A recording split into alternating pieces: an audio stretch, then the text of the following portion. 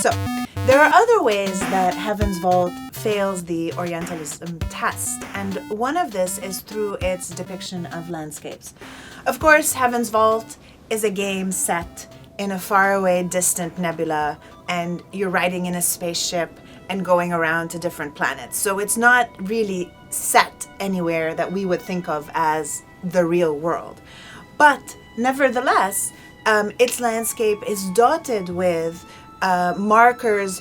They're familiar to us, consumers of culture, as Orientalists. So the landscapes are landscapes of deserts. The colors are ochre and brown. The cities are full of buildings with huge arched mosaic gateways that you have to have the right code to enter. The sort of state buildings or university buildings have domes on them. There's even one that has a golden dome that looks like the Aqsa Mosque, right, in Palestine. A lot of its visual reference pull from a cultural landscape that is identified with an Orientalist view of the cities of the East. So whether it's representing geological features or the urban fabric, it's the flat-roofed houses, it's the open marketplaces, these images are doing something for Heaven's Vault. They're kind of creating an imagination of a place that's different from where most players of this game, who are based in Europe and North America, are going to be familiar with, which is European cities, European and American landscapes, right? Think of like the lush forests, the urban kind of technological fabric, right? These are the sorts of things that they'll be familiar with, and this game is getting them to imagine something else. And that's fine, right? So science fiction does this all the time. One of the key things science fiction does is to get you to imagine a radically different world, right? It's the world building. It's not going to build a world that looks exactly the same as what you're already familiar with. The problem is that whenever the Middle East is used as a reference point for building an alternative universe, right? It tends to be the same sorts of things. It tends to be the deserts. It tends to be something desolate.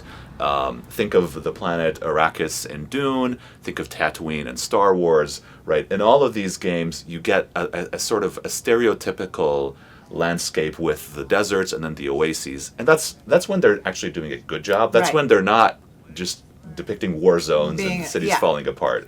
Like Call of Duty. Yeah, which we have another episode on. Go and watch it. Oh, I come from a land, from a faraway place, where the caravan camels roam. Where they cut off your ear if they don't like your face. It's barbaric, but hey, it's home.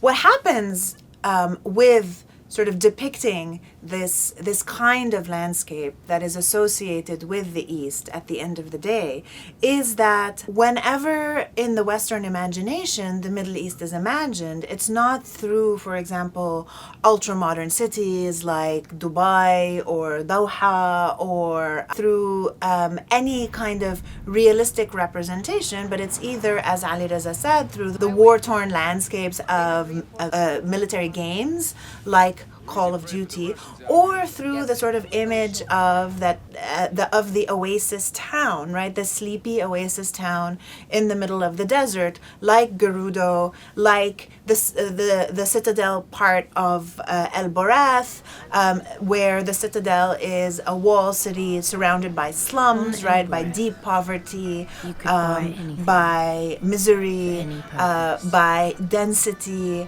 and basically what that does, what that calling up of this landscape and reinforcing of this landscape does, is that it anchors the East and the Middle East in a particular past that is static, and linked to the backwardness of its people is the backwardness of its spaces, right? Its entire spatiality is frozen.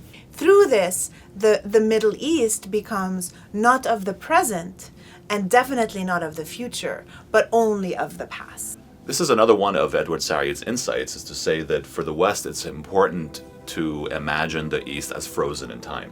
The West is constantly progressing, it's dynamic. The East is stuck. right? It's not moving forward. And it's worth thinking about the way that Heaven's Vault deals with the issue of temporality, the issue of time. Stories don't have tidy beginnings. The past is always present. Whether it integrates that kind of dynamism, or whether it similarly depicts the East as stuck in some way. But the past is just another story. After you finish the first playthrough of the game, you realize that the game is designed to be replayable. The idea that this reinforces is that history is a loop, like the looping rivers, like the nebula. One that we can always leave behind.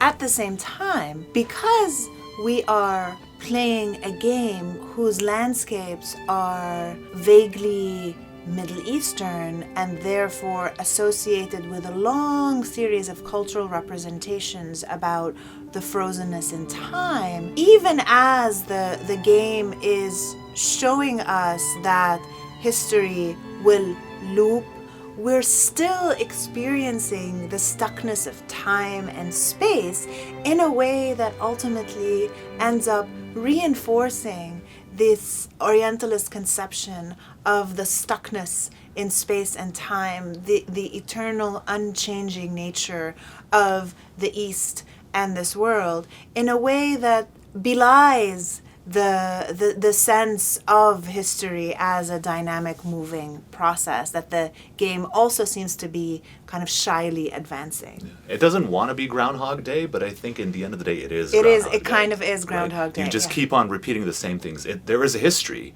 but that history is not something that is advancing. Yeah. You just keep redoing it. It should be clear by now why people like Renoir and I are interested in a game like this. We both work at a university that has a long history of producing archaeological knowledge about the regions that we come from, Iran, the Levant, Palestine, Egypt, and so on and so forth. And for the longest time, as we've been saying, the discipline of archaeology has been entangled with powerful currents and powerful institutions that have not just been producing knowledge, but they've actually been shaping the worlds about which they've been creating knowledge, and not always in the most benevolent ways. To this day, the discipline of archaeology in some contexts is entangled with colonial enterprises. So Nadia Abu al-Hajj and Maya Wind have both shown how Israeli archaeology, for example, has been very directly involved with the advancement of the Zionist colonial project in Palestine. And it's not by chance that on the 5-shekel coin we have the impression of the capital just as found in these excavations. Something unique from the kingdom of Judea 2,700 years ago, imprinted on a modern coin in the modern state of Israel. So, we hope we've managed to show you that Heaven's Vault is a fun-to-play adventure archaeology game, while it actively seeks to push back against many of the Orientalist cliches of archaeology adventure games like Tomb Raider, like Uncharted, and movies like Indiana Jones. It ultimately cannot break completely free of some of the cliches and bindings of Orientalist representations. If you have any game suggestions for us or comments or questions for us, please let us know. And until next time.